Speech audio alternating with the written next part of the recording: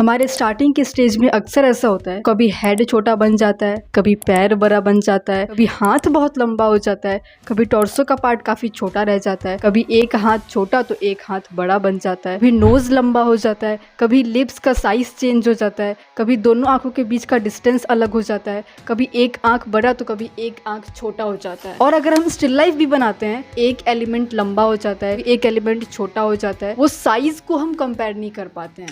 अब प्रॉब्लम्स तो बहुत सारी हैं, बट इसका सॉल्यूशन क्या है? हम किस तरीके से अपने portrait drawing, figure drawing, landscape drawing, इसको किस तरीके से हम सही कर सकते हैं? अब देखो, पता आपको भी है कि जब तक आपकी फ्री हैंड स्किल्स अच्छी नहीं है, जब तक आपकी आईज ट्रेंड नहीं है मिस्टेक्स को निकालने के लिए, आपका ऑब्जर्वेशन अच्छा नहीं है, आप सही चीज़ों पे काम नहीं कर रहे हैं, तब तक ये चीज़ें इम्प्रूव नहीं हो सकती हैं। बट अगर हम यहाँ पे अपनी प्रॉब्लम को समझ जाते हैं कि एक्चुअल में प्रॉब्लम कहाँ पे हो रही है, इसके बाद इसका सोल्यूशन निकाल सकते हैं। तो सबसे पहले प्रॉब्लम पे वापस से आते हैं। प्रॉब्लम क्या थी कि दोनों आईज के बीच में जो डिस्टेंस था वो कम हो जा रहा था, ज़्यादा हो जा रहा था। कभी आईज यहाँ पे बननी चाहिए थी तो आईज थोड़ी सी साइड में बन जा रही थी, आईज के नीचे नोज सही से नहीं आ रही थी, कभी लिप्स यहाँ पे बनना चाहिए था तो यहाँ पे बन जा रहा था, कभी टेढ़ा बन जा रहा था, कभी हाथ ऐसे है तो हाथ ऐसे बन जा रहा था, कभी हेड हल्का सा टेढ़ा है तो बहुत टेढ़ा हो जा रहा था, कभी टॉर्सो का पार्ट छोटा, कभी लेग का पार्ट बड़ा। यहाँ पे अगर आप देखें तो अलाइनमेंट की मिस्टेक है कि चीजें एक दूसरे के कंपैरिजन में किस तरीके से अलाइन हो रही है। अलाइनमेंट है कि चीजें यहाँ पे आनी चाहिए, उसको आज के लेसन में हम प्रॉपर क्लियर कर लेंगे। आप चाहे किसी भी लेवल पे हैं, आपसे एक एप्पल नहीं बनता, आपसे आइज नहीं बनती, आपसे नोज नहीं बनते, आपसे पोर्ट्रेट ड्राइंग नहीं बनता, आपसे लाइफ ड्राइंग नहीं होती है, कुछ भी जिस भी लेवल पे आप हैं, आप इस सिंपल से ट्रिक को यूज करके इस अलाइनमेंट की मिस्टेक को हर एक सब्जेक्ट में हर जगह पे सही कर सकते हैं। तो आज मैं आपको एक सिंपल सी एक्सरसाइज शेयर करने वाली हूँ जो कि सिर्फ 2 लाइंस की है, एक हॉरिजॉन्टल और एक वर्टिकल लाइन। इन 2 लाइंस को अगर अपने रेफरेंस में आप सही से देख लेते हैं, सही से समझ लेते हैं, तो जो भी आपकी प्लेसमेंट से जो भी चीजें सही जगह पे नहीं आ रही थी उसको आप तुरंत से सही कर सकते हो। तो आइए अब इस एक्सरसाइज को हम समझते हैं। हॉरिजॉन्टल और वर्टिकल लाइन, ये 2 लाइंस हम सारी चीजों में देखेंगे। अब सबसे पहले हम स्टिल लाइफ में देखते हैं। ये जो रेफरेंस है थोड़ा सा डिफिकल्ट है बाकी रेफरेंसेस से कि इसमें जो ब्रश है टेढ़ा रखा हुआ है, ये जो डब्बा है वो भी टेढ़ा रखा हुआ है, और जो पिक्चर लिया गया है ये भी थोड़ा सा ऊपर से लिया गया है, जिसकी वजह से इसकी जो डिफिकल्टीज है वो थोड़ी सी और इंक्रीज हो गई है। बट इसको भी हम हॉरिजॉन्टल और वर्टिकल लाइंस के थ्रू कैसे इसको हम सिंपल कर सकते हैं वो देखते हैं। ये ब्रश जहाँ पे खत्म हो रहा है, इस लाइन को स्ट्रेट अगर हम इस साइड में लेकर के आते हैं तो ये इस डब्बे से कितना नीचे है उसका प्लेसमेंट भी मिल जाएगा। इसी बॉक्स के एंडिंग पॉइंट को अगर हम इधर की तरफ लेकर के जाते हैं या फिर इधर की तरफ लेकर के जाते हैं तो इसके एंडिंग पॉइंट से ये वाला पॉइंट कितना ऊपर है, यहाँ पे शेप किस तरीके का बन रहा है, उसके थ्रू हम इसका प्लेसमेंट काफ़ी सही कर सकते हैं। ये फिर इससे कितना ऊपर है, हम इसको इधर की तरफ लेकर के आते हैं तो ये इससे कितना नीचे है, ये इससे कितना नीचे है, ये जब इधर की तरफ जाएगा तो इसका सेम प्लेसमेंट है। ये टेप फिर हम सही जगह पे बना पाएंगे कि लाइन को जब हम नीचे की तरफ लेकर के आएंगे, इससे ये ब्रश कितना दूर है ये हमें समझ में आएगा। येलो वाला बॉक्स का पॉइंट कितना दूर है हमें ये समझ में आएगा। इसको ऊपर की तरफ लेकर के जाएंगे तो ये जो टेप है ये सेम यहीं से शुरू हो रहा है, इससे ये कितना दूर है और यहाँ पे शेप किस तरीके का क्रिएट हो रहा है। ये लाइन ऊपर की तरफ आएगी तो इससे ये कितना दूर है उसको देख करके हम इसको प्लेस कर सकते हैं। तो इस तरीके से हॉरिजॉन्टल और वर्टिकल लाइंस की हेल्प से जो अलाइनमेंट है, जो पोजीशन है जिसका उसको चेंज कर सकते हैं। अब हम अगर इसको पोर्ट्रेट्स में देखें कि पोर्ट्रेट्स में सेम चीज़ किस तरीके से अप्लाई हो रही है। अगर हम ऊपर की तरफ ले करके जा रहे हैं तो वहीं से आईज स्टार्ट हो रही हैं। अपने वाले में भी देखेंगे कि क्या हमारा भी सेम हो रहा है। नोज से ऊपर जाएंगे तो यहीं पे आईज स्टार्ट हो रही हैं, ठीक है। ये जब ऊपर की तरफ जाएगा तो इसमें ये यहीं से स्टार्ट हो रहा है कि नहीं, फिर अपने वाले में हम चेक करेंगे। अगर गलत लग रहा है तो फिर उसको सही करेंगे। अब अगर इस नोज को हम नीचे की तरफ ले करके आते हैं तो इससे ये लिप कितना दूर है, ओके, इससे ओठ कितना दूर है। अगर यही सेम डिस्टेंस दोनों में दिख रहा है यानी कि ये सही है। जब आईब्रो नीचे की तरफ आ रहा है तो ये आई से कितना दूर है, सेम चीज़ अपने वाले में देखेंगे, ये इससे कितना दूर है। इन लाइंस को बनाते टाइम आपको याद रखना है कि ये स्ट्रेट बने।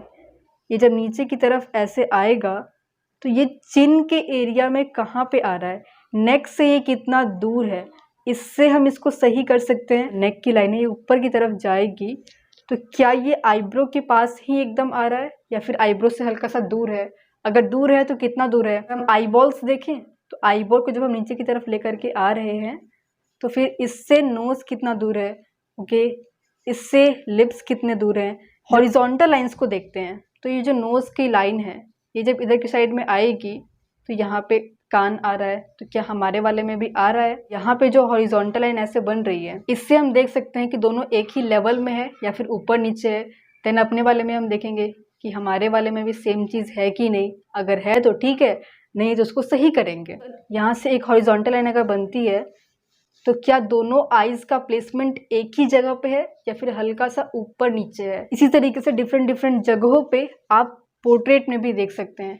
अब अगर हम फिगर ड्राइंग की बात करते हैं, फिगर ड्राइंग में अगर आप देखें तो पैर यहाँ पे ख़त्म हो रहा है, ये जब ऊपर की तरफ जाएगा तो ये स्लीव्स के पास आ रहे हैं। तो क्या हमारा वाला भी आ रहा है? ठीक है। इसको जब हम नीचे की तरफ ले करके आएंगे एकदम स्ट्रेट, कहाँ कहाँ पे टच हो रहा है, ये पैर से इतना दूर है, ये इस शर्ट से इतना दूर है, ये पैर का एकदम जो अंगूठे का पार्ट है यहाँ पे आ रहा है, यहाँ पे ये एड़ी के पास में आ रहा है। तो क्या हमारे वाले में भी वो सेम चीज़ें हो रही हैं? अगर हो रही हैं तो फिर सही है, अगर नहीं हो रही हैं तो जहाँ जहाँ पे मिस्टेक है हम उसको रेक्टिफाई करेंगे। इससे ये हाथ कितना ऊपर है फिर अपने वाले में हम देखेंगे। यहाँ पे अगर आप देखो तो कोई एक्स्ट्रा आपको नॉलेज की, कोई एक्स्ट्रा इन्फॉर्मेशन की आपको ज़रूरत नहीं है। आपने एक स्केल लिया या फिर आप फ्री हैंड अपनी लाइन्स को बना रहे हैं, लाइन बनाया, आपने अलाइनमेंट देखा, आपने पोजीशन देखा कि चीज़ें सही जगह पे हैं कि नहीं। कितना सिंपल ट्रिक है जिससे आप सब चीज़ों को सही कर सकते हैं तुरंत से। यहाँ पे ये डिस्टेंस कितना है, आपका भी उतना ही है तो अगर ठीक है। यहाँ पे ये कितना दूर है तो आपका भी उतना है कि नहीं। यहाँ पे डिस्टेंस क्या है, यहाँ पे डिस्टेंस क्या है। इस तरीके से जो बाकी के सब्जेक्ट्स भी हैं उसको भी हम देख करके सही कर सकते हैं। जब ये ऊपर की तरफ जाएगा तो कहाँ पे आ रहा है, जब ये नीचे की तरफ आएगा तो ये इससे कितना दूर है, जब ये यहाँ पे जाएगा तो क्या ये आई से टच हो रहा है कि नहीं, जब ये इधर की तरफ आएगा तो ये इस चोट से कितना दूर है, जब ये इधर की तरफ आएगा तो यहाँ पे शेप कितना बन रहा है, शेप कितना डीप है।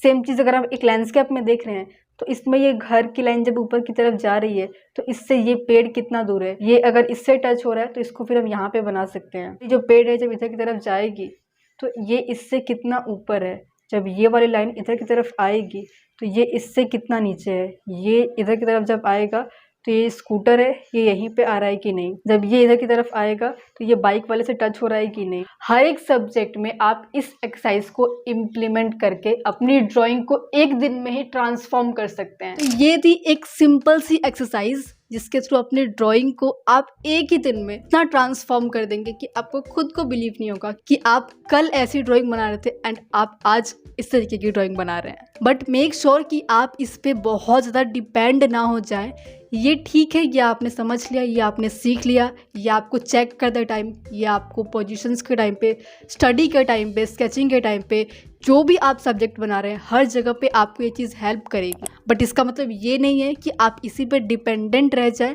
जो भी फंडामेंटल्स की पार्ट है, जो फ्री हैंड ड्राइंग है, आपकी आइज़ की ट्रेनिंग है, उन सभी चीज़ों पे काम करते रहिए। एंड अगर आप इस लेसन को यहाँ तक देख रहे हैं तो आपके लिए एक स्पेशल गिफ्ट है। इस पूरे एक्सरसाइज को करने के लिए एक कंप्लीट वर्कबुक मैंने डिज़ाइन किया हुआ है जहाँ पे आपको रेफरेंस भी दिए जाएंगे और इस एक्सरसाइज को करना कैसे है, ये क्यों इम्पॉर्टेंट है, वो सारी चीज़ें उसमें लिखी हुई रहेंगी। उस कंप्लीट वर्कबुक से आप इस एक्सरसाइज के ऊपर प्रॉपरली काम कर पाएंगे। साथ ही जो आप प्रैक्टिस करेंगे उसको भी आप मुझसे चेक करा पाएंगे। जस्ट इस व्हाट्सएप नंबर पे अपना नाम और HNB वर्कबुक लिख के आप जब सेंड कर देंगे तो आपको कंप्लीट वर्कबुक मिल जाएगी जिसका प्रिंट आउट करा के आप प्रॉपरली इस एक्सरसाइज के ऊपर काम कर पाएंगे। अब आपके लिए एक इम्पॉर्टेंट टास्क है, इस तरीके से ही कोई भी रेफरेंस आप सिलेक्ट करिए, landscape, figures, portrait, still life, कोई भी सब्जेक्ट हो सकता है। एक रेफरेंस को लीजिए एंड उसमें वर्टिकल एंड हॉरिजॉन्टल लाइंस बनाइए एंड उसकी पिक्चर हमारे व्हाट्सएप नंबर पे शेयर करिए। ये टास्क आपको नेक्स्ट 24 आवर्स में कंप्लीट करना है। तो अब आपको हम मिलते हैं अगले लेसन में। तब तक के लिए स्टे कनेक्टेड और प्रैक्टिस करते रहिए।